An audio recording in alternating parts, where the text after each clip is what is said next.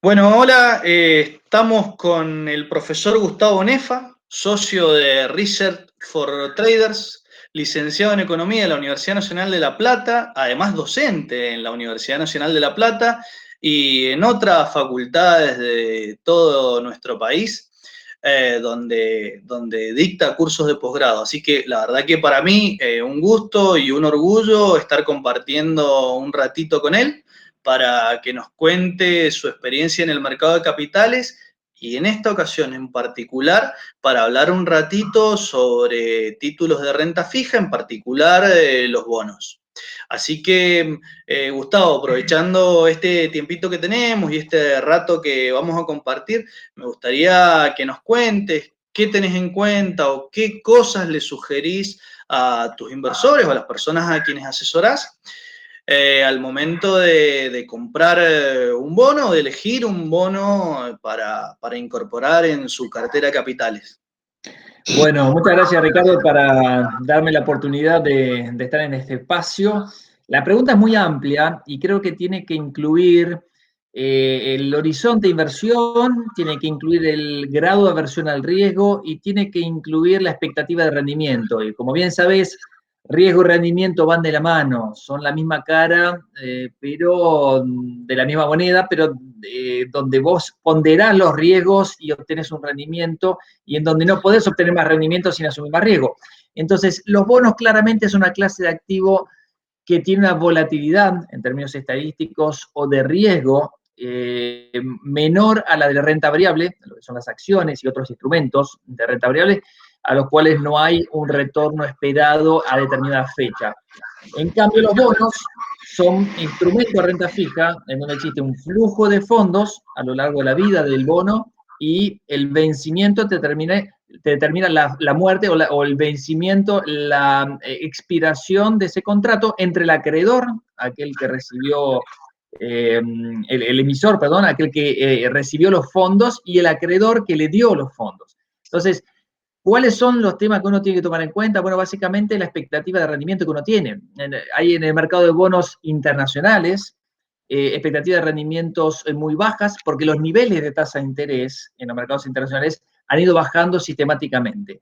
Desde noviembre del año pasado, desde la pandemia más específicamente, se ha visto un punto de inflexión en los rendimientos. De ahí en más empezaron a subir y estamos observando expectativas de rendimientos asociados a una mayor inflación, que implican obviamente una necesidad de rendimiento superior para empatarle por lo menos a la inflación. Hay muchos bonos en el mercado internacional que tienen un rendimiento hasta negativo en términos nominales y muy negativo en términos reales, es decir, descontando la inflación. Así que este proceso que se está observando es la marcación de un mínimo en la parte de los rendimientos, pero obviamente los inversores necesitan más, porque la inflación está avanzando, con lo cual lo que necesita el inversor es obtener más rendimiento. Y de ahí los rendimientos que empiezan a subir.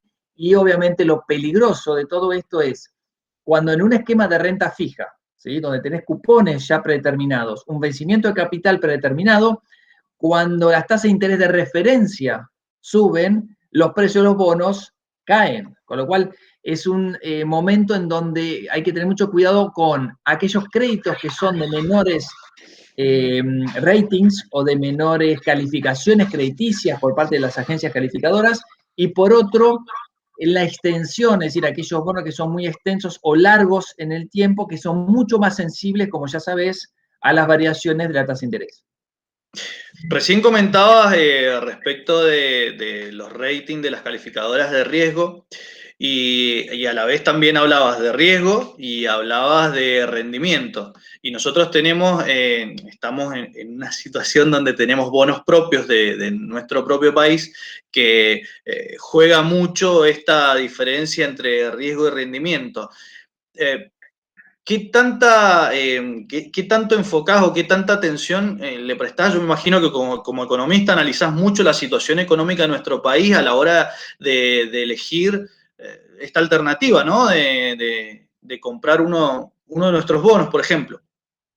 Sí, obviamente. El típico análisis que uno tiene que hacer es el top-down, es decir, de arriba para Ujú. abajo. Empezamos con la macro internacional, la coyuntura internacional, bajamos específicamente lo que ocurre en la Argentina Y ahí hay variables clave para analizar el mercado de bonos, ¿sí? Porque hay muchos bonos. Hay bonos en dólares atados al dólar oficial, hay bonos en dólares que son dólar-dólar, ¿sí? Que son dólar o hard dólar, le dicen, que son los bonos, por ejemplo, los AL30, L41, el GD41, el GD29, son los bonos que tienen una cotización implícita. El contado con liqui o el dólar bolsa acá en Argentina te definen la cotización de ese bono. Ahora bien, en contraposición con los bonos en pesos, están los bonos en dólares, de distinta índole, pero los bonos en pesos también tienen rendimiento a tasa fija y otros rendimientos a tasa variable. La mayor parte de los emisores en un entorno normal realiza emisiones a tasa fija, ¿sí? Un cupón fijo. Pero cada vez más con un entorno inflacionario, no solo acá, sino en el mundo, los emisores se acostumbraron a emitir rendimientos indexados al inversor. Es decir, por un lado puede darle un rendimiento atado a la inflación y por otro lado puede darle un rendimiento atado al dólar o a la evolución del dólar oficial, ¿sí? Entonces, el atado a la inflación puede ser una indexación atado al dólar y hay una tercera que es atado a la tasa de interés. Hay muchos bonos que salen a tasa Badlar, más un spread, una diferencia. Bueno, son varias alternativas, varias variables. Y atendiendo a tu pregunta, Ricardo, respecto a qué variables prestarle atención, bueno, básicamente la tasa de inflación proyectada, la tasa de devaluación proyectada, la tasa de interés que va a predominar de acá a 12 meses, eso es lo que marca, digamos, el menú de variables que tenés que tomar en cuenta con expectativas y perspectivas hacia adelante para poder determinar una buena asignación de recursos, porque hay veces donde conviene estar en pesos con una alta tasa, todo el año 2016, todo el año 2017, acordate de la Levax, este año, un año extraordinario, desde diciembre del 2019, que no se sabía si le iban a pagar o no esa deuda en pesos, que se confirmó que es un instrumento muy importante para el gobierno y se honró y los bonos en pesos han tenido un rendimiento extraordinario. Y este año los bonos, por ejemplo, en pesos le ganan a los bonos en dólares e incluso le ganan a los bonos al dólar oficial.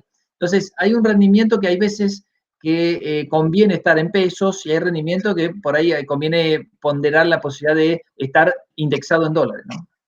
Bien, genial.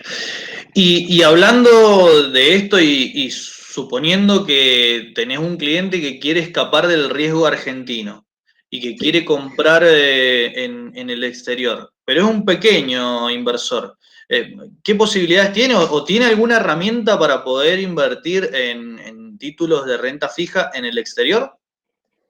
Mira, invertir acá en Argentina tiene un horizonte, tiene un espectro de diversificación posible muy bajo, pero vos podés abrirte una cuenta a través de un broker local que te abre la posibilidad de, o bien ya directamente con su sociedad en Estados Unidos, en Uruguay, habilitarte la posibilidad de invertir de bonos en el exterior, o bien directamente hacerte la apertura de una cuenta en forma directa en el exterior. Pero aquí en BIMA, que es donde se operan los títulos públicos, olvidémonos del MAE, que es un mercado más mayorista, en BIMA hay una cotización dada, pues están listados en BIMA esos bonos argentinos, tanto corporativos como soberanos, es decir, corporativos son los bonos que se llaman obligaciones negociables, que son los bonos de las empresas, títulos públicos soberanos o subsoberanos, que son las provincias que emiten también bonos. Bueno, todos esos están con un precio determinado en BIMA. Ahí funciona lo que se llama, digamos, un mecanismo de precio-tiempo, es decir, aquel que llega primero tiene prioridad, pero aquel que tiene un precio más bajo, si lo quiere vender, o más alto, si lo quiere comprar, puede adelantarse a aquel que llegó antes, o sea, aquel que pide, digamos, a un precio que obviamente es superado por el otro. Así que funcionan los mecanismos de precio a través de BIMA en la bolsa, y aquí no hay una posibilidad de diversificarse mucho. Hay una alternativa adicional para comprar bonos en el extranjero que es a través de fondos mutuos, ¿sí? Los fondos comunes de inversión aquí en Argentina, en donde muchas administradoras tienen la posibilidad de ofrecerte rendimientos con bonos chilenos, con bonos brasileños, con treasuries norteamericanos, porque obviamente tienen la posibilidad de operar a través de brokers en el exterior. Así que indirectamente a través del posicionamiento en fondos como inversión, uno puede estar indexado a bonos que no tienen nada que ver con Argentina.